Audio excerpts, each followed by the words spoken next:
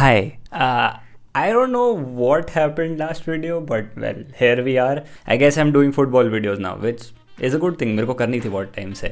But हाँ, let's talk about the one thing that has been talked about since Sunday.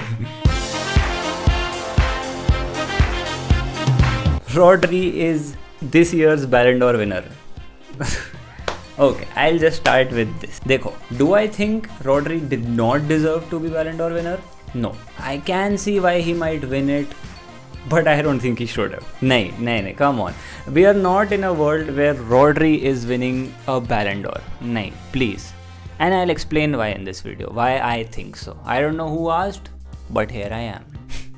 First of all, why did Rodri win it? मेरे हिसाब से it was two things. It was winning the Euros and second was consistency. So with consistency, मेरी सबसे बड़ी problem is he was not consistently the best player in any team or tournament he played. Not Premier League player of the season, not in the Champions League team of the season. He might have won the player of the tournament in the Euros, but he was not Spain's best player. And definitely not the best player at the Euros. Please, वो बंदा half time पे substitute Zubin Mendy had to clear up the mess भाई, but he was very consistent throughout the season. Well, so were a lot of other players that could have won it. I'll give you an example. Toni Kroos. Again, I'm not saying Toni Kroos should have won the Ballon d'Or. I love Toni Kroos to death. I mean, come on, like literally, I can't turn around. Look at this. Look at this. I have him on my back, but I know he was not Ballon d'Or worthy last season. Like, Toni Kroos was incredible. There was the emotional attachment of him retiring, but he was not a Ballon d'Or winner last season. Not close. He was very consistent. He was delivering 7.5, 8.5 out of 10 every week. Her week उसने ये चीज़ करी है. I have seen it with my own eyes. But there is a thing of decisiveness, which I think is very, very important when it comes to the Ballon d'Or. The reason why we talked about Van Dijk as a potential Ballon d'Or winner was because he was that impactful as a defender. मुझे नहीं लगता he should have won. And please, anyone who compares Van Dijk to like Ramos, kill yourself. Okay, वो थोड़ा सा harsh हो गया. But get yourself checked up. He is not even close. But the simple fact is कि Toni Kroos was just as consistent throughout the season. Then I don't see what the difference is then. मतलब एक तरफ one guy won the Euros and other guy won the Champions League. So like, what's the difference? Again, I'm not trying to say that Kroos should have won it, but just presenting an argument कि भाई अगर consistency basis पे कर रहे हैं, then there is another guy who did that, right? Second argument is winning the Euros. I mean, अगर if you're just counting being the best in your position throughout the year and winning the Euros, Danny Carvajal. Again, not saying Carvajal should have won it. No, I love Danny to death, but the day Danny Carvajal wins the Ballon d'Or is the day football has officially died. He is not a Ballon d'Or winner. Please, ये नहीं बोल रहा हूँ मैं, and मेरे को नहीं लगता किसी को भी ये चीज़ बोलनी चाहिए. But from the criteria, best right back last season, argue with the wall, scored in the Champions League final, man of the match था in the Champions League final, consistent performances for Real Madrid, won the Euros with Spain and the Champions League and the league. So doesn't that logic apply here? Again, I'm not trying to say कि Rodri was not a worthy winner, but I just don't see what he did so special from everyone else. He had a much better case last year, in fact. Last year, either one of him or Haaland could have been winners. They were treble winners, bhai, for fuck's sake.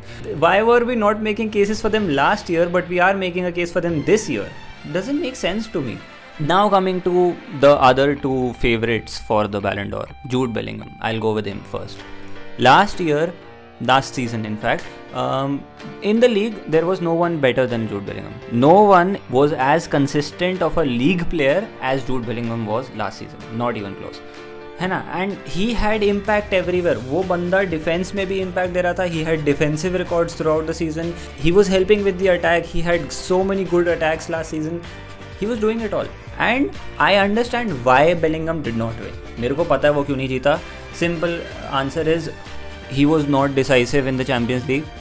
Knockouts आते ही उसका goal involvement dried up. I will say this as well. And Euros में I think वो बहुत प्यारा खेला, but again I think he fell victim to what normally is good for English players, the media and the hype. उसके साथ उल्टा हो गया, because since Jude did not choose the Premier League, English media अब उसके पीछे पड़ चुका है कि we will not let this guy live.